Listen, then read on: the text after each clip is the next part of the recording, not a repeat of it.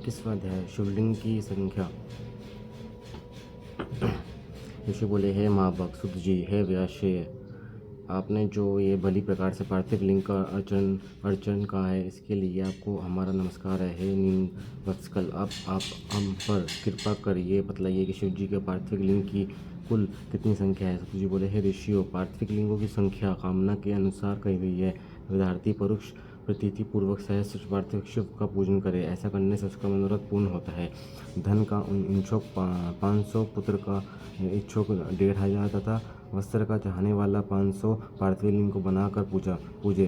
पौष का इच्छुक 1 करोड़, भूमि का इच्छुक 1 सहस्त्र, दया का इच्छुक 3 सहस्त्र, तीर्थ की कामना वाले 2 सहस्त्र तथा इसके प्रकार जिसकी जैसी कामना हो उसके अनुसार वेदोक्तक विधि से उतनी संख्या में पार्थिव लिंग की पूजा करें। पार्थिव की पूजा करोड़ों यज्ञ का फल देने वाली है तथा कामर्थी मनुष्य को भक्ति और मुक्ति देने वाली है, परंतु जिसका समय बिना लिंग पूजा के ही व्यतीत होता है वह तो महान दुर्वृत्त और दुरात्मा और उसकी महान हानि होनी होती है, क्योंकि एक और सब दान और विविध प्रकार के व्रत तथा तीर्थ नियम और यज्ञ है तथा एक और लिंग की पूजा है। कलयुग में और लोक में तो लिंग पूजा ही श्रेष्ठ कही है, इसके समान दूसरा कुछ नहीं है। यही शास्त्र का नियम है। भक्ति मुक्ति दाता लिंग अनेक आपत्तियों से बचाता है। ऐसे नित्य पूजने वाले शिव जी की संजीवनी मुक्ति को प्राप्त करता है। शिवान्यमय लिंग की पूजा महर्षियों तक को नित्य करनी चाहिए। 4 अंगुल ऊंचा सुंदर वेदी संयुक्त लिंग को उत्तम कहा गया है।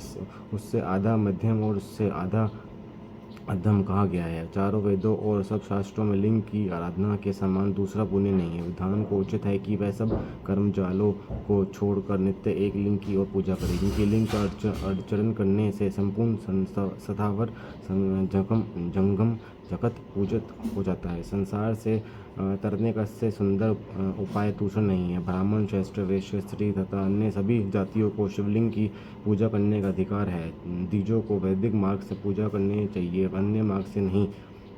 और दीतिची, गौतम आदि ब्राह्मणों के शाप से दग्ध चित्त वालों एवं उनके वंशजों को, जिनकी वैदिक कर्मों में श्रद्धा नहीं है, वह जो वेद स्मृति की कर्म का अनादर कर दूसरे कर्म का आचरण करते हैं, उनके संकल्प नहीं प्राप्त होते। उन्हें चाहिए कि वह उसी स्थान पर त्रिजगतमयी अष्टमूर्ति का पूजन करे। पृथ्वी, जल, अग्नि, वायु, आकाश, सूर्य, चंद्रमा और यजुमन, ये 8 मूर्ति पूज्य है। शिव, ब्रह्म, रुद्र, उग्र, भीम, ईश्वर, महादेव, पशुपति में इनका मूर्ति द्वारा पूजन करें। देव कर्म को रात्रि में सर्वदा उत्तराभिमुख होकर करें। इसी प्रकार पवित्र से युक्त हो जो उत्तर की ओर मुख करके शिव जी का पूजन करें। शिव जी के आगे पूर्व को ना बैठें और शिव और शक्ति सहित दक्षिण को ना बैठें और ना ही पश्चिम को बैठें, किंतु उत्तर को ही बैठें।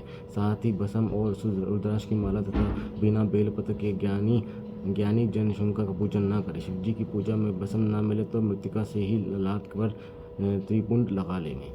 तो शिव महापुराण देशोधर्म का 21वां अध्याय समाप्त है।